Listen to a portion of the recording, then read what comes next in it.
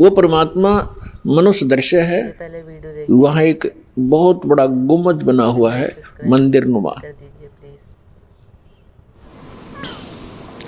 उसके सेंटर में परमात्मा का तख्त है, सिंहासन है, सिर पर छतर है।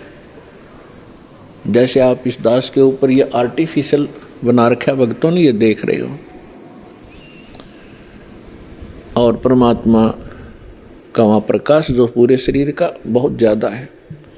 उस परमात्मा के एक रोम माने बाल, एक रोम कहो या रोमकूप कहो, क्योंकि शरीर से ही, उनकी बॉडी से ही प्रकाश निकल रहा है, झलक रहा है, उसी से उसके रोम यानी बाल प्रकाशित हो रहे हैं।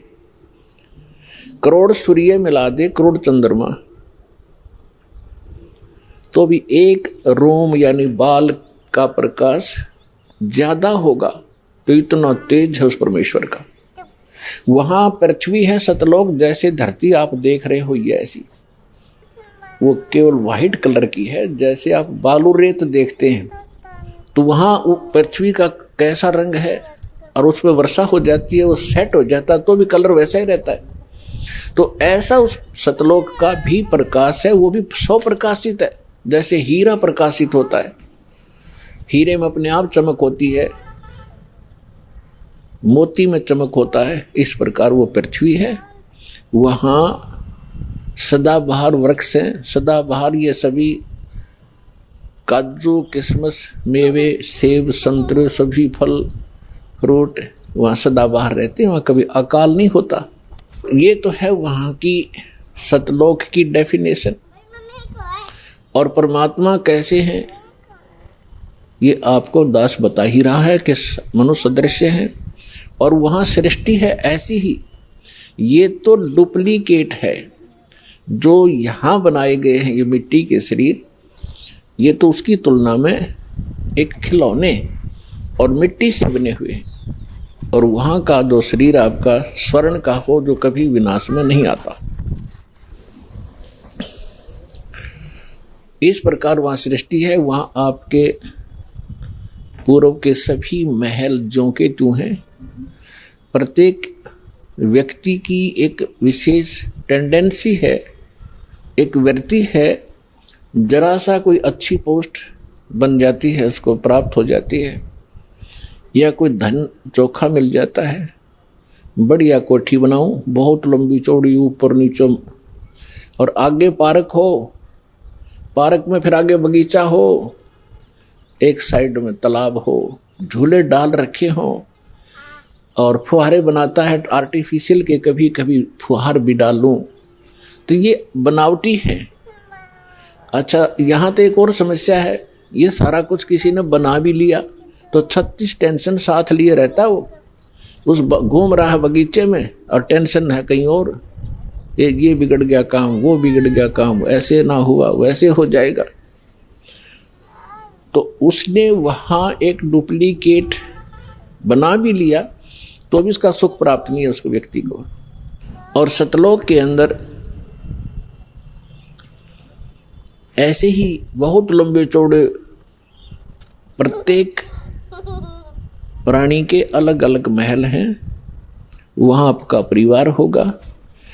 आपको कितने अच्छे लगते हैं अपने माता पिता, भाई बहन, अंकल, चाचे, ताऊ और बच्चे, रिलेटिव। और यहाँ ठीक है, अच्छे तो लगेंगे क्योंकि अच्छे हैं। और कल मृत्यु हो जा, टक्कर मारते रहो, कभी भी जीवन में आप उनको नहीं देख सकते फिर। तो ये अच्छा लगते हुए भी व्यर्थ है। और वहाँ जाओगे आपके सारे सुख होंगे, वहाँ कभी मृत्यु नहीं होगी। कोई व्यक्ति नहीं चाहता मैं वृद्ध हूँ, वृद्ध अवस्था प्राप्त हो, बूढ़ा हूँ और बूढ़े हो गए। कोई नहीं चाहता मैं मरूं और मृत्यु डेफिनेट। तो ऐसी धारणा क्यों आपकी? क्योंकि आप पहले ऐसे लोक में रहते थे जहां ना वृद्ध अवस्था है और मृत्यु नहीं है। वहां ये 5 तत्वों का बना हुआ पुतला नहीं है। इसमें कभी बीपी हाई है, कभी लो है, कभी राग खींच रहा है, कभी द्वेष। राग द्वेष वहां होता है जहां समानता नहीं होती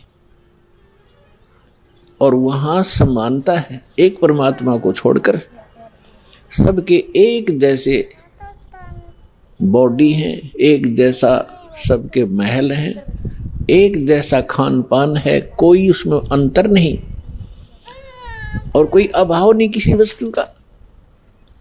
तो राग द्वेष और इस तरह के जो रोग होते हैं ये किसी त्रुटि के कारण होते हैं।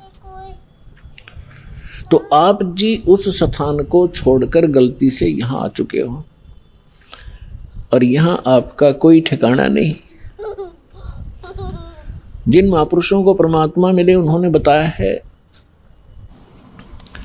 आगे गए ना बावड़े, बावड़े माने वापस नहीं आए। पहले जो चले गए उन्होंने आकर बताया नहीं हमारे साथ क्या बीती। और रहते भी सब जाही, बिन साहेब की बंदगी कहीं ठोर ठिकाना नहीं।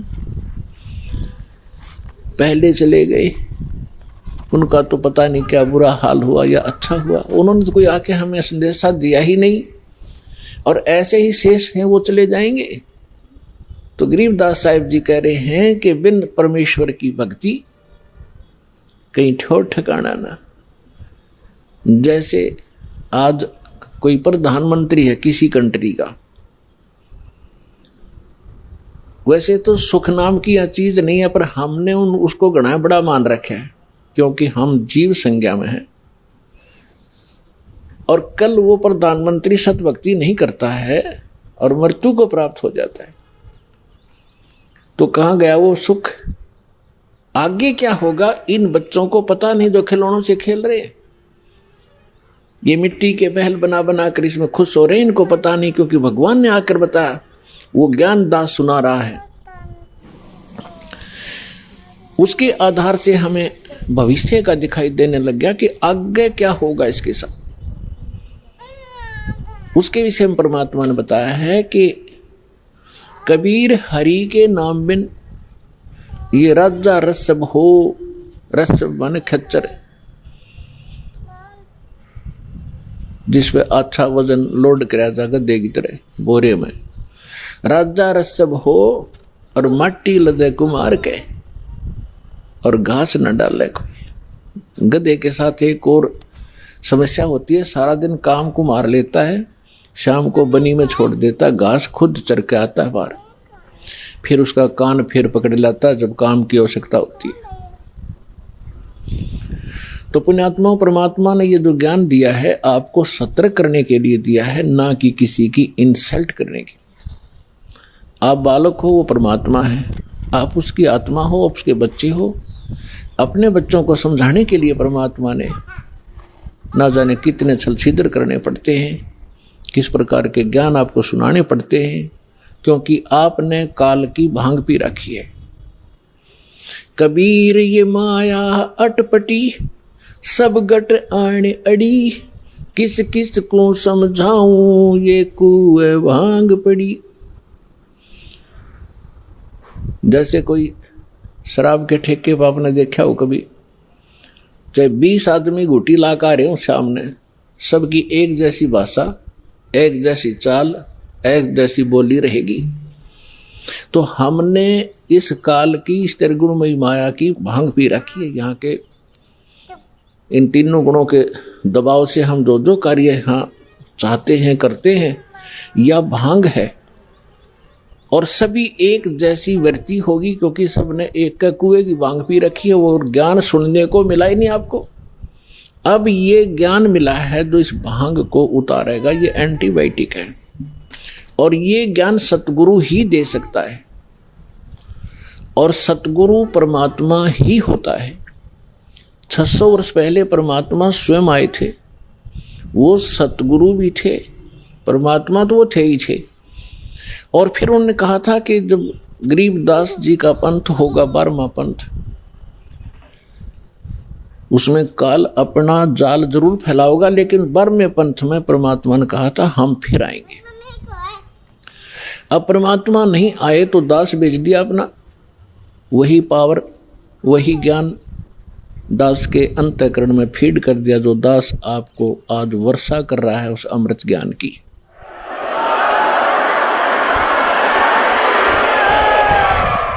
तो इस विश्व में वर्तमान में इस दास के अतिरिक्त कोई सतगुरु नहीं है।